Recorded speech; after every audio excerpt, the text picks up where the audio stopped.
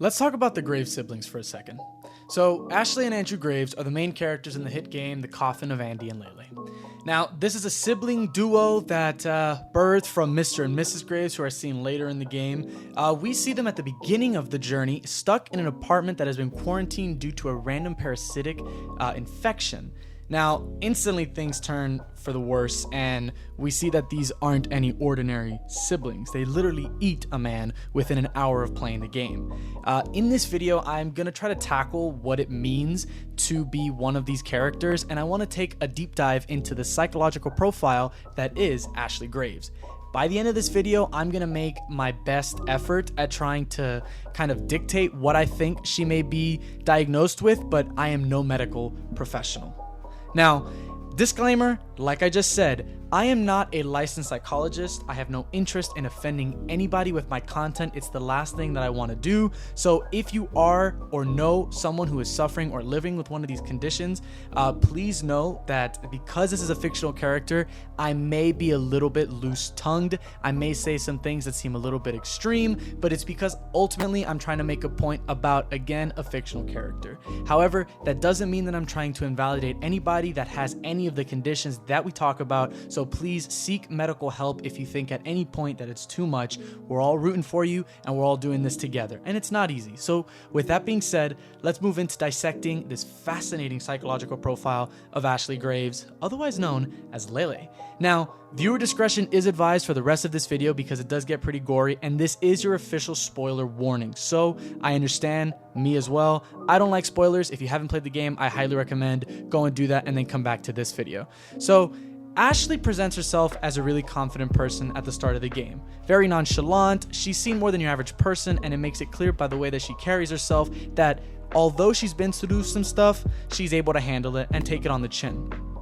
The main dynamic in the game is her relationship with her older brother, Andrew Graves, otherwise known as Andy for some portions of the game, mainly by Lele, so you can kind of see a pattern there.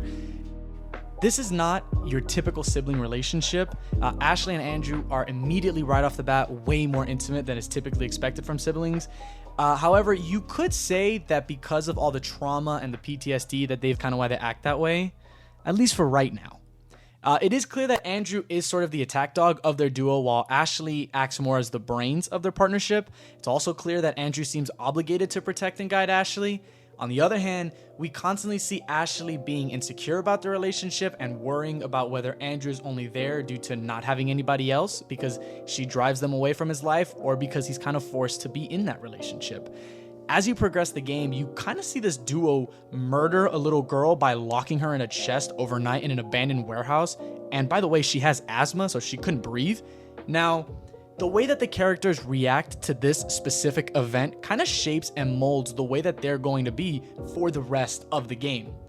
We see Andrew immediately become distressed, worried about the repercussions of what they just did, and this is one of the many times that Andrew seems to slip into almost a state of panic and is completely inconsolable. He's murmuring to himself about what could happen if they get caught. He also reflects on the guilt he feels because he was ultimately the person to put her into the chest. We also see him opine on the fact that without his presence at the warehouse and without following the instruction that Ashley gave him, his friend would still be alive. His friend, by the way, whose name is hidden for no other reason other than it's an afterthought in both of their minds at this point, her name is Nina. She would still be alive if it weren't for his actions. And he kind of begins to hate himself for this, slowly conceding away from the rest of society. This was the first time Andrew had to compartmentalize how he felt due to the actions that he himself did, guilty actions that he committed, and who was there to make sure that there was space for them? It's Ashley, right? Surprising absolutely nobody. Ashley, the fantasy woman for any man who was raised with Cartoon Network or who may have not had the best relationship with their parents. Or shit, probably both. You know, I can attest to being both.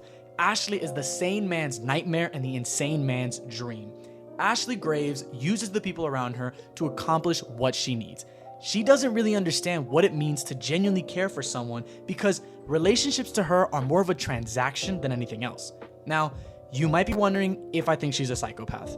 It's definitely a possibility. I'm not going to sit here and tell you she's a psychopath, but I'm not going to disqualify it. I, however, do think that there's one diagnosis that just hits the nail on the head a little bit better, I think that Ashley has borderline personality disorder. BPD, otherwise confused for bipolar disorder, it is not bipolar disorder. Very important distinction. There are two separate conditions. I am talking about borderline personality disorder. Now, before we go any further into this video, let's discuss what borderline personality disorder is and what's the criteria for being diagnosed with it. Again, furthermore, for the rest of this video, anytime I refer to BPD, I'm talking about borderline personality disorder. I also just want to mention one more time that this is not meant to be an insult with anyone that has BPD watching this video, and this video is not meant to insult the Graves siblings either. I just want to look at their situation and use it more of a case study for us to discuss and build a discussion around. Now, according to the American Psychiatric Association, the criteria to being diagnosed with BPD is a pervasive pattern of instability and interpersonal relationships, self-image and effects, and marked impulsivity beginning by early adulthood and present in a variety of contexts, as indicated by 5 or more of the following, and it lists 9 different criteria. The first one is fear of abandonment. The second one is unstable or changing relationships. Third, unstable self-image, struggles with identity or sense of self. 4, impulsive or self-damaging behaviors. That means excessive spending, unsafe sex, substance abuse, reckless driving, binge eating. Number 5 is suicidal behavior. Number 6 is varied or random mood swings. Number 7 is constant feelings of worthlessness or sadness. 8, problems with anger, including frequent loss of temper or physically starting altercations. And finally, stress-related paranoia or loss of contact with reality. I think it's important to stress here that you don't have to meet every single one of these bullet points in order to be diagnosed. You only need to meet 5 of them, which I definitely think applies to Ashley.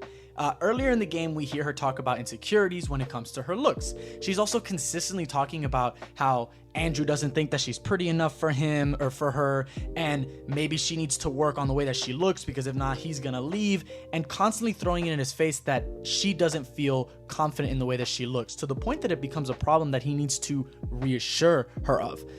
We can see the fear of abandonment, which is the first diagnostic criteria, in pretty much every scene that Ashley has any sort of internal monologue. There's multiple segments in the games where she's wondering if Andrew's gonna leave her like her parents did, and she directly tells Andrew in a scene that it's gonna get to the point that he's just gonna mold and do exactly what everybody else did to her and abandon her. So we already see that fear of abandonment very present, even with the person that she feels most confident with, right? This behavior is very common among those with BPD. If you've played the game, then you'll believe me when I say that the random mood swings kind of speak for themselves. She's seen on going on random tangents about unrelated circumstance, causing her mood to either tank completely or shift drastically. Those with BPD usually have someone that they hold close to them that I'm going to refer to in this video as an anchor, someone that they rely on for stability, someone that relies on stabilizing them to making sure that they're okay and to guide them through some of the more difficult parts of having BPD.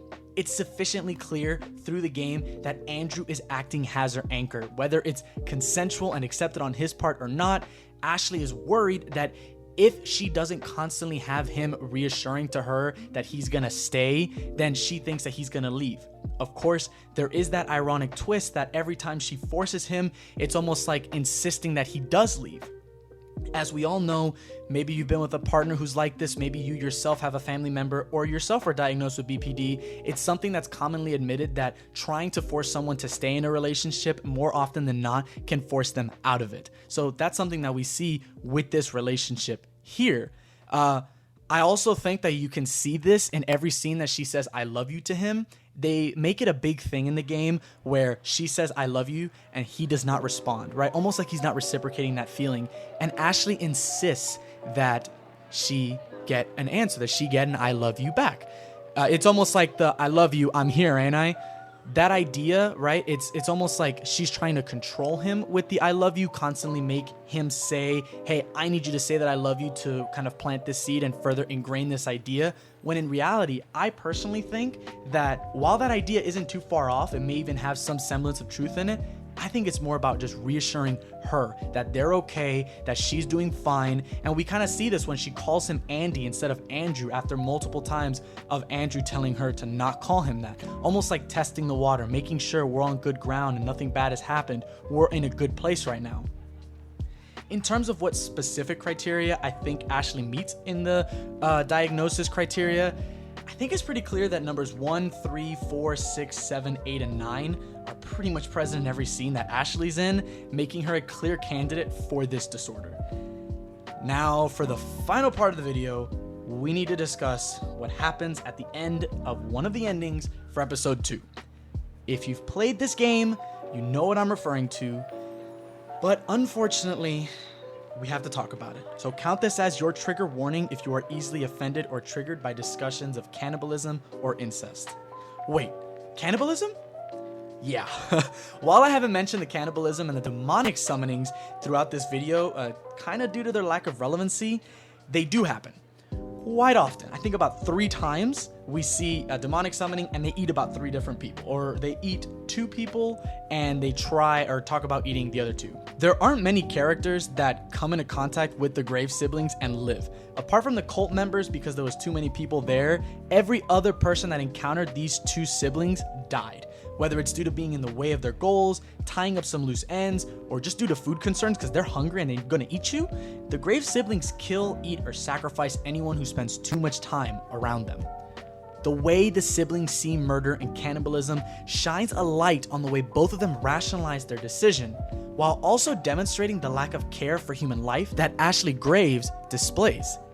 Whenever someone becomes a problem, Ashley immediately suggests killing them, while Andrew tries to figure out some alternative options.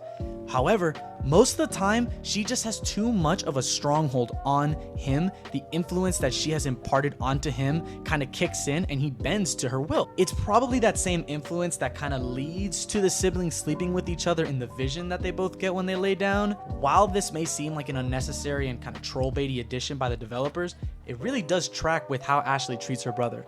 She even says it herself, she thought it would happen eventually, right? Due to that transactional view that she has over relationships, Ashley just kind of thought that it's going to get to the point that I need to sleep with him to make sure that he doesn't leave me or go anywhere else. It's nothing out of character for her. Ultimately, where does this leave us? Ashley and Andrew are responsible for the deaths of 8 people, some in self-defense, while slowly descending into a worse mental headspace. As we go into the unreleased chapter 3, we can really only hope and pray that the siblings get better from here. As viewers and as players, we're kind of in a deer in a headlight situation where all we can do is wait to watch what happens. Now, for the $1 million question. If I were to pretend to be Ashley's psychologist that she so desperately needs, what would I diagnose her with?